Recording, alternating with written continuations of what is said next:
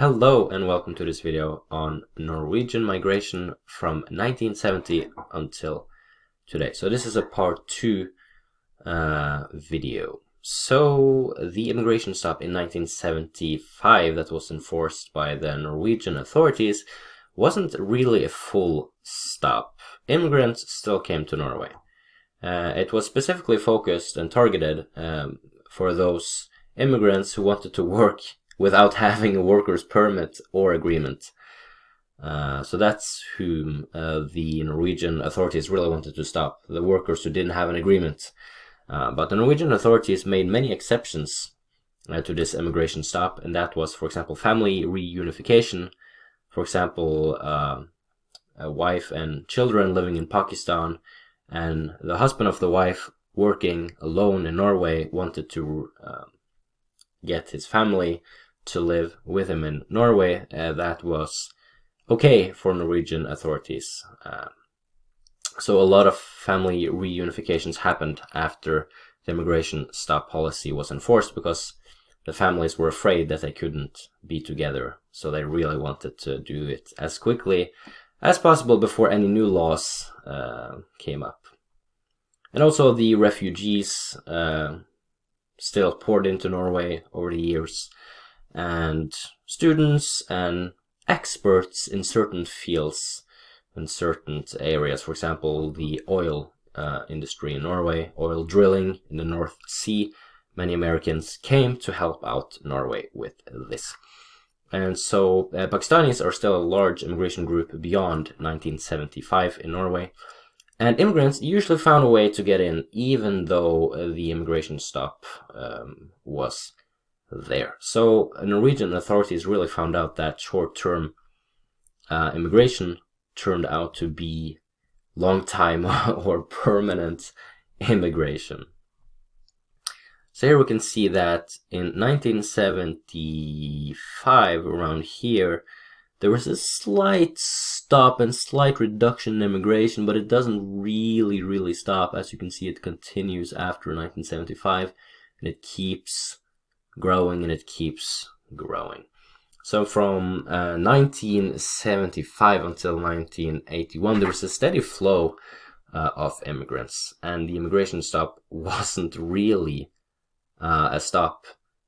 So from the 1970s and beyond, there are around 18,000 immigrants every year coming to Norway on average. And here we can see the Norwegian parliament where they make a lot of big decisions for the country. So from the 1980s, the numbers steadily grow, and with 1987 being the top year of the 80s with 31,000 plus immigrants. And there are several waves of immigration to Norway. The first wave was the male immigrant workers who usually came alone without their families from 1950s, 60s, and 70s. This kind of immigration was reduced after 1975 when the immigration stop came into place. And this stopped the male workers who didn't have a permit, a worker's permit, coming into Norway. Now, the second wave was the family members who came to be reunited with the male immigrant workers from the first wave.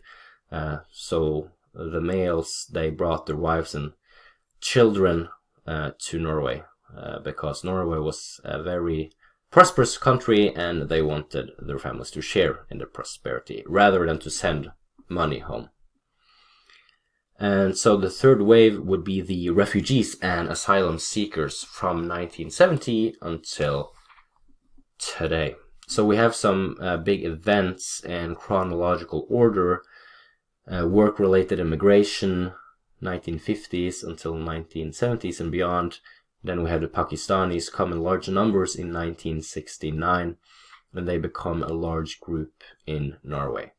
The immigration stop in 1975, and right after that the family migration increases drastically because they're afraid that there will come new laws that will stop them from being reunited. And then we have the refugees, asylum seekers from the end of 1970s until today. In 1992, there are 12,000 Bosnians who arrive in Norway. In 2004, the European Union makes new laws, so people from Eastern Europe, they can come to Norway for work, especially many construction workers from Poland arrive. Syrian refugees come during the migrant crisis in 2015 and beyond 2015, and there are 30,000 plus Syrians who come into Norway. The situation today in 2019, the largest immigrant groups in Norway would be the Polish, the Swedish, Lithuanian, Syrians, and the Somalians. A short summary here at the end. The 1970s usually consisted of people coming to Norway for work. At the time, there were really loose immigration policies, and it was really easy to come into Norway. In 1975, the government tightened up the immigration rules, especially for those who want to come for work. Hence, the immigration stop. In the 1980s and 90s, there are a lot of families coming to Norway to reunite with their family members. There are also a lot of refugees, and the typical male working immigrant kind of fades out, and the shift tends towards the family migration. From 1975 until 2004, the immigration policies in Norway, they kind of shift back and forth. There are some skepticism and discrimination against immigrants, but this disappears over time as the Norwegian population get more familiar with the immigrants. Family reunification, refugees, and asylum seekers dominate the immigration. And yes, there is less of the typical male working immigrant who came in the 60s and 70s. In the 1990s, there was a more positive view on the immigrants. Norway needed more workers, frankly, and immigration is now needed to save the Norwegian economy and welfare state. And Norway is becoming more multicultural, and immigration is still steadily increasing in the 1990s. And the economy also grows in the 1990s.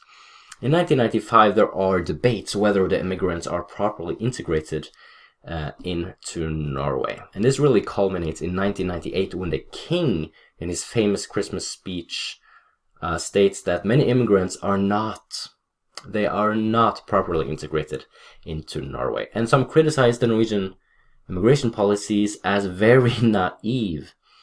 And the Norwegian government implements some more requirements for the immigrants to kind of appease the Norwegian population. And this guy here, Carl I. Hagen, a really famous politician in Norway, used to be a politician, he's not anymore. He spoke really strongly against immigration and spoke really harshly against Islam. And he still does. He still speaks hardly any positive things about immigration. He's very critical of immigrants, and especially Islam. Summary. 2004 new EU regulations opened a door for Eastern Europeans to emigrate easily throughout Europe. And Norway is a very attractive country to come to because of its economic prosperity and welfare state and system. So people from Estonia, Latvia, Lithuania, Poland, the Czech Republic, Slovakia, Hungary, and even Slovenia, they join the EU's workers' market and trade market. So a lot of Polish construction workers, they dominate immigration to Norway. And Eastern European countries in general dominate immigration to Norway. And then let's move on to really recent times. The civil war in Syria in 2011 just exploded, and also the Arab Spring in the Middle East and Northern Africa caused a lot of immigrants coming to Norway. And in 2015, the migration crisis really takes a turn and explodes. And there's a surge of immigrants from the Middle East and Northern Africa coming into all over Europe, especially Germany and France. Today, in 2019, there are 31,000 plus Syrians living in Norway, as their country basically is in ruins. So from the 1990s until today, Norwegian families have had less and less children, and many old people in Norway to this day. There's a lot of old people in Norway, and we need more babies. We need more young people to sustain the generations to work for the Norwegian welfare state and system for the future. So there has been a more positive attitude towards immigration in recent times. So thank you for watching this video, and I hope to see you again on this channel. Bye bye.